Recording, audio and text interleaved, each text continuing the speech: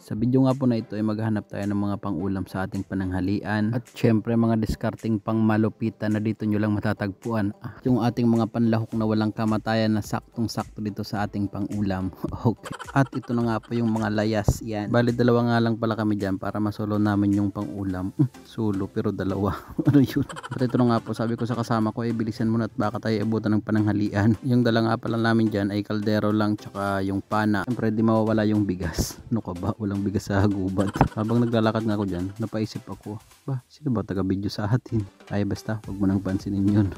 At ito na nga po, pagdating ko dun sa nakuhanan ko ng palos nung nakaraan, dito ulit kami kasi sumisid. Kasi sabi ko baka may kasama pa yun, kaya hanapin natin. Nagdala nga rin pala ulit ako ng flashlight dyan para makita yung mga nasa sulok-sulok ba, yung mga ulang sa sulok.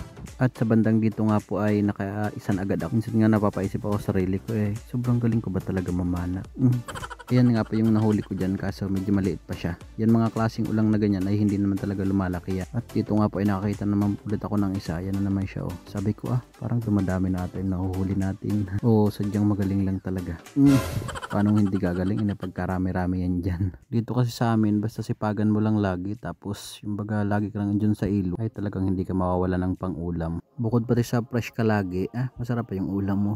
Tapos dito nga po binalikan ko yung nakukuhanan ko nung palos nung nakaraan, ay wala nang laman. Baka nagtago na ata. Ito nga pala yung nakuha ko dyan. Ang laking ulang siya Marami naman kasing ulang dito sa amin ng ganyan Sa mga batuhan yan. Itong ganitong klaseng ulang na mahaba yung galamay, sila yung mga lumalaki talaga. Yung mga ulang na maliliit yung sipit, yan naman yung mga hindi lumalaki. Kumbaga normal na yun sa kanila. Tapos ito pa nga po yung nahuli ko na dalawa sila Isang pana lang dalawa agad yung nadali. Napakagaling. Ito nga po yung mga sinasabi ko na maliliit lang sila. Yan. Yung mga hindi po yan lumalaki na klase ng ulang na ganyan. Tapos sa bandang rito nga po nakakita naman ako ng ulang na malaki, yung bang mahaba yung kanyang mga sipit.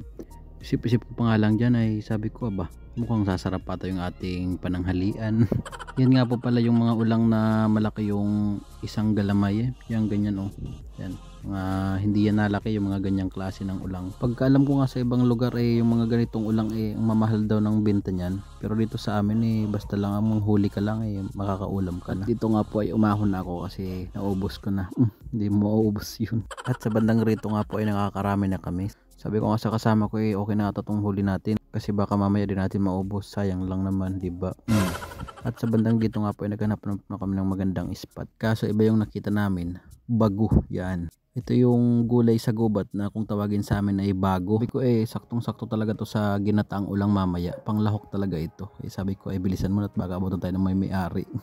Alam nyo na, pre lang yan. Ito na nga po pala yung bago na sinasabi ko sa inyo. Yan siya bago yan kung tawagin dito sa amin, masarap yan. At sa bandang dito nga po ay nakita naman ako ng lubi-lubi yan. Ang tawag din sa ibang lugar niyan ay niyog-niyugan kung tawagin sa kanila. Ito naman kasi sa amin yan, ang tawag dyan ay lubi-lubi. Hanggat may lubi-lubi walang mamumulubi.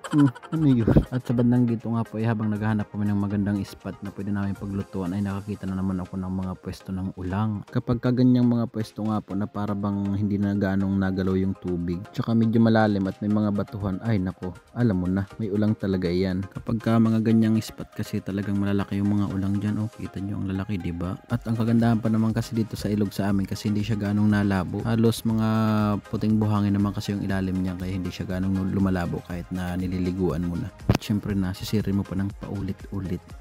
Sana all sinisisit. At sa bandang dito nga po ay nakakita na ako ng kawayan, kaya sabi ko kukunin natin kasi kakailangan natin tumamaya. At habang nga po naghahanap kami ng magandang spot na pwede namin paglutuan, ay kumukuha na nga pala ako ng mga pwede namin gamitin mamaya sa pagluluto. Bali itong unahon naman kasi ito yung gagamitin namin para maging plato namin mamaya. Plato. Sabi ko mas okay na yung anahaw para pagkatapos natin kumain itatapon na lang. At dito nga po ay nakakita na kami ng magandang spot yan, maliwala siya, tsaka magtatanghalin na rin yung mga oras. Unang ginawa ko nga pala dyan ay naggawa muna ako ng lutuan namin. Syempre alam mo na kapag ka nasa ilog ay di bato talaga, 3 bato lang katapat niyan. Tignan nyo naman, di okay.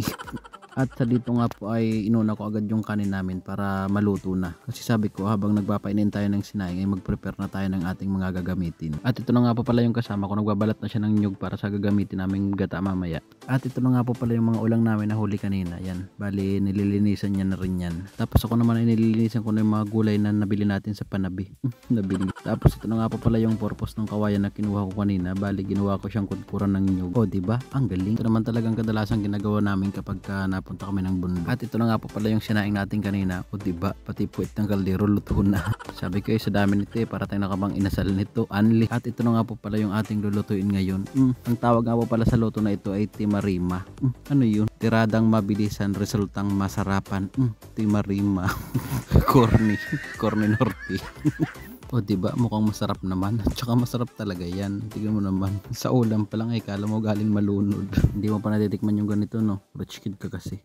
At ito na nga po at luto ng ating ulam. Yan, busog na naman ng mga itik. Itik. O diba, tignan mo naman. Bah, sobrang sarap niyan. Tapos ito pang malaki. Oh, yeah. Panalo, diba? Tapos ito na nga po, tapos na, o diba? 2 oras sinulit, tapos 2 minuto lang pala nadali. Busog na po, salamat!